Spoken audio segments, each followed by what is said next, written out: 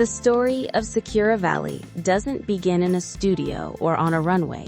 It begins with the sound of waves hitting an old wooden dock in the quiet coastal town of Estar, where the ocean carried both dreams and gossip. The locals said Sikira had been born under a rare sky, a night when the stars hung low enough to be mistaken for lanterns. Her mother believed it was a sign that her daughter would one day live among lights brighter than the sea. Growing up, Sikira never imagined the world beyond that shoreline. Her family was ordinary, hardworking, the kind who built life from patience rather than wealth. Her father, a fisherman, came home with salt in his hair and stories about distant ports. Her mother taught sewing in their kitchen, surrounded by fabrics she could never afford to wear. It was in that small room, thread spools rolling across the table, the smell of starch in the air, that Sikira learned how fabric could shape identity. By the time she was 16, she had outgrown the rhythm of Estar. She loved her home, but felt the invisible pull of something bigger, like gravity turned outward.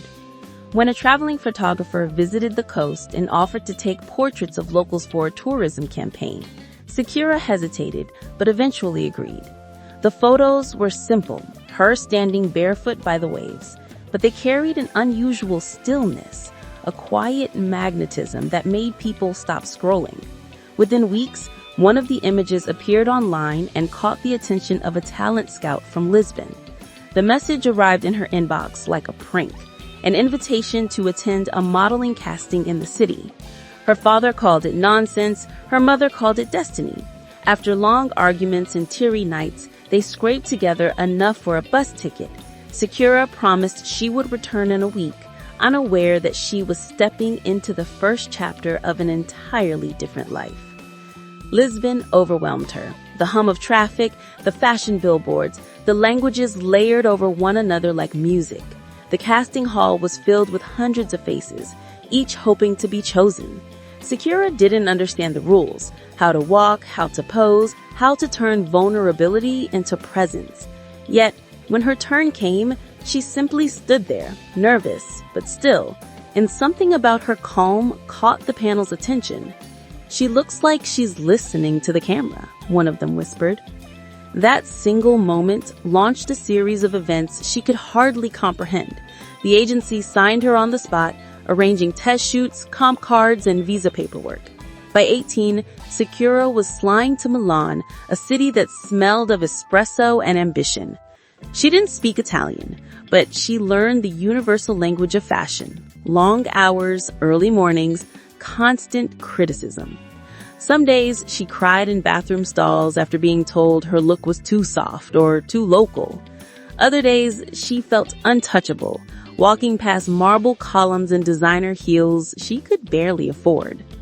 Her breakthrough came accidentally. During a chaotic runway show where another model fell ill, Sikira was asked to fill in at the last minute. The gown was 2 sizes too large, the shoes impossible, yet she walked with a grace that stunned the audience. A fashion journalist from Vogue Italia wrote a single line that changed everything. "There is silence when Sikira Valle walks, as if the room holds its breath." Overnight, her career caught fire. She appeared on editorials across Europe, then campaigns for luxury houses in Paris. The girl from Estar, once shy and unsure, now stared from billboards with an expression both distant and kind, a combination that made her unforgettable. But fame is a mirror with cracks. Behind every photo shoot was exhaustion. Behind every compliment, an expectation. Agencies pushed her toward impossible ideals. Diets, sleep schedules, rehearsed smiles, all curated for perfection. There were nights when she sat by hotel windows, watching rain streak the glass, wondering if she still belonged to herself. Her turning point came during a campaign in Morocco. The photographer wanted authenticity, so he took the team out to a village at sunset. There, surrounded by children laughing and playing, Sikira saw a reflection of her younger self, the barefoot girl who once dreamed by the sea. It hit her how much she had changed, how far she had drifted from the reason she loved images in the first place. That night, she told her manager she wanted to take control of her narrative. It was a risky decision. Models rarely rebrand themselves successfully, but Sikira wasn't chasing trends anymore. She wanted longevity. She began collaborating directly with creative directors, choosing projects that told stories instead of selling products. Her next major campaign, a minimalist photo shoot celebrating sustainable fabrics, broke industry molds. Critics called it refreshing realism. It earned her credibility beyond beauty. By her mid-20s, Sikira had transitioned from model to muse. She was invited to fashion panels, speaking about diversity and ethical representation. Her voice carried quiet conviction, the kind that made people lean forward to listen. Beauty, she often said, shouldn't be an apology for who we are. Her fame expanded across continents: Tokyo, New York, Lagos. Each city shaped her in new ways.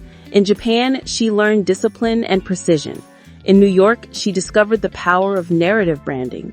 In Lagos, she found community among women who saw her not as competition, but inspiration. Through it all, she kept fragments of Estar inside her. The ocean smell, her mother's voice, the feeling of fabric between fingers. As her profile grew, so did curiosity about her private life. Tabloids speculated about relationships, fortune, feuds. Sikira rarely responded. She believed in mystery as armor. Her social media was curated like a gallery, glimpses of travel, art, causes she supported, but never indulgence. Fans called her posts whispers and photographs. Brands called them marketing genius. Money flowed in from endorsements, investments, and collaborations. By the time she turned 30, Sikira Valle's estimated net worth surpassed $40 million. Yet she still lived modestly, splitting time between a minimalist apartment in Paris and a restored villa near Estar. She once said, "Wealth doesn't change you, it only amplifies your quiet habits." The industry noticed her balance of grace and autonomy. When she launched her ethical clothing line, Valley Studio, it sold out in hours. The brand promoted slow fashion and employed artisans from her home country, blending tradition with modern design. Critics admired the initiative. Young designers called her mentor. Through every success, she never forgot the fear that had once defined her. At fashion galas, when journalists asked about her journey, she'd smile and say, "It started with my mother's sewing machine." That line became iconic, quoted across media, symbolizing humility within grandeur. The second phase of her fame brought new dimensions: art, philanthropy, and film. Directors began approaching her for roles that required presence rather than dialogue. Her screen debut in Mirrors of Sand, a Franco-Brazilian art film, won her a Cannes Newcomer nomination. Audiences were captivated by her stillness. The camera loved her silence as much as fashion once did. Yet, fame never lost its shadows. A leaked contract dispute once caused rumors that she was retiring.